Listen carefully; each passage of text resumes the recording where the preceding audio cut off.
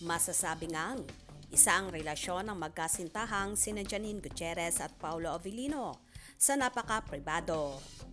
Sa nagdaang guesting ni Paolo Avellino sa YouTube channel ni Kim Chiu, kung saan nakasama rin nila si JM De Guzman. Nabanggit dito ni Paolo na ayaw niya ng PDA sa social media. Kaya ba wala silang posting ng nobyang si Janine Gutierrez sa kani-kanilang social media account tungkol sa relasyon nila? Tila, mas pinipili ng pauni na maging pribado at tahimik ang kanilang pagsasama at i-enjoy na lang kung anong meron sila. Sila lang ang nakakaalam. Naging open book kasi sina Janine at Paolo sa kani-kanilang past relationship, kaya tila ba naging trauma sa kanila.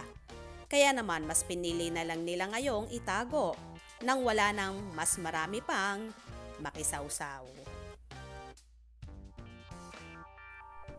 Ang mahalaga, happy sila at very contented sa isa't isa, kung saan isa pa nga si Kimi sa nagbunyag at nagpatotoo na matatag at happy si Paolo sa buhay pag-ibig niya, na nabanggit din ni Kim Chiu sa kanyang past vlog. Nabanggit din ni Kim noon nagkaroon sila ng vlog kasama ang mga kaibigang sina Angelica Panganiban at Bella Padilla, ang Becky. Natawag sa grupo nila. Najojowain niya si Paolo Avellino.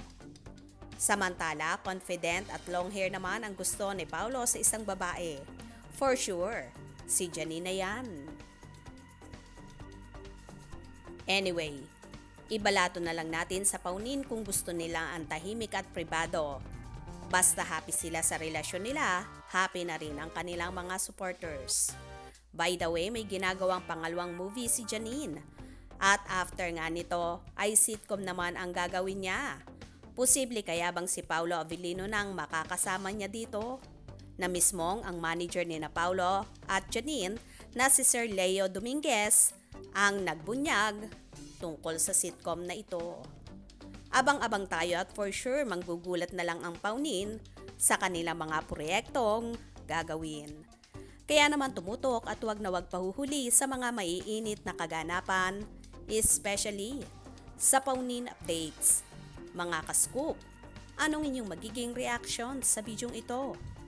Comment below.